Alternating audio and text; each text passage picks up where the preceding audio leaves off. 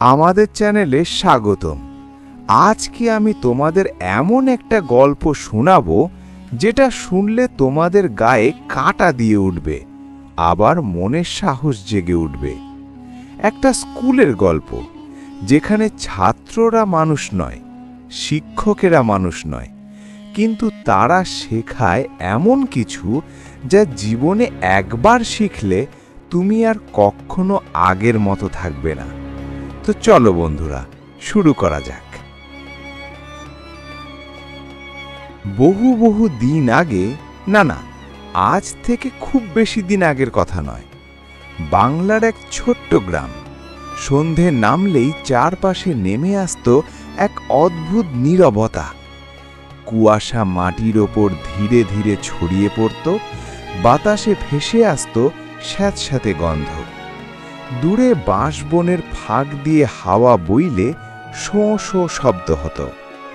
গ্রামের একদম শেষ প্রান্তে দাঁড়িয়েছিল একটা পুরনো স্কুল। ভাঙা জানালা, কেঁপে ওঠা দরজা, দেওয়ালে শ্যাওলা।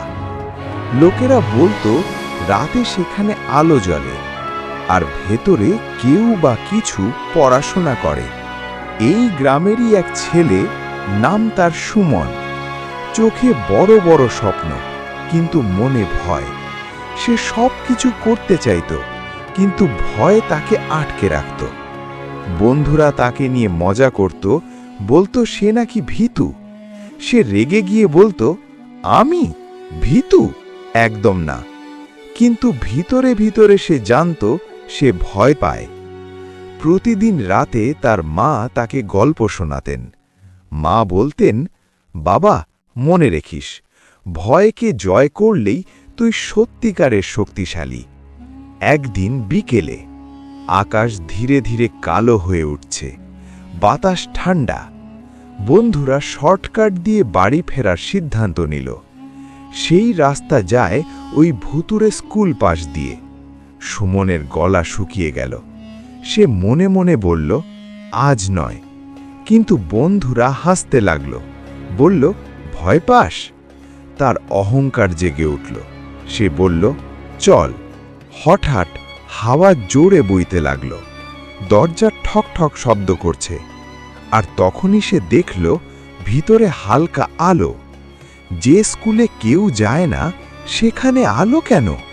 তোমরা কি বুঝতে পারছো এরপর কি হতে পারে? তার ভিতরে যুদ্ধ শুরু হলো। ভয় বলছে, পালিয়ে যা। কৌতূহল বলছে, ঢুকে দেখ। শেষে সে এগিয়ে গেল। দরজা খুলতেই ঠান্ডা বাতাস শরীর ভেদ করে গেল। তার শরীর কেঁপে উঠল। ভিতরে ঢুকে সে দেখল একটা ক্লাসরুম, আর সেখানে ছাত্ররা বসে আছে।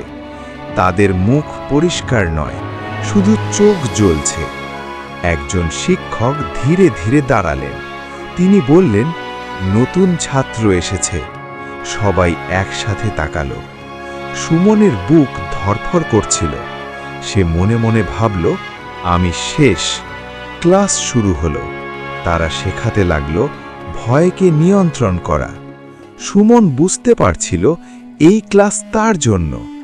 তোমরা বলো, এখন কি করা উচিত? প্রথম পরীক্ষা। অন্ধকার ঘর, কিছুই দেখা যাচ্ছে না। সে মনে মনে বলল, আমি পারব না। মায়ের কথা মনে পড়ল, ভয়কে জয় করলেই তুই সত্যিকারের শক্তিশালী। সে দাঁড়িয়ে রইল। ভয় কমে গেল। দ্বিতীয় পরীক্ষা। তার সামনে তার সবচেয়ে বড় ভয়। ছায়া নড়ছে, ফিস ফিস শব্দ। সে এবার পালালো না, সে সামনে এগোলো। তৃতীয় পরীক্ষায় সে তার ছোটবেলার স্মৃতি দেখল, যেখানে সে ভয়ে কিছু করতে পারেনি। তার চোখে জল এসে গেল। সে নিজেকে বলল, এবার আমি বদলাবো। সে এগিয়ে গেল। একটা ভূত হঠাৎ এসে ভয় দেখাতে গিয়ে নিজের পায়ে হোঁচট খেল। সুমন ভয় না হেসে ফেলল। সে বুঝল সব ভয় আসলে এত বড় নয়। হঠাৎ সব থেমে গেল। সবাই তার সামনে দাঁড়িয়ে। তারা বলল, আমরা তোমাকে ভয় দেখাতে আসিনি, আমরা ভবিষ্যৎ থেকে এসেছি তোমাকে বাঁচাতে। সে হঠাৎ বাইরে এসে পড়ল। সব যেন স্বপ্ন, কিন্তু তার ভিতরে পরিবর্তন হয়েছে। সে আর ভীতু নয়। ভয়কে জয় করলেই তুই সত্যিকারের শক্তিশালী। কয়েকদিন পর একটা বাচ্চা কুয়োর পাশে পড়ে যাচ্ছিল। সবাই চিৎকার করছে।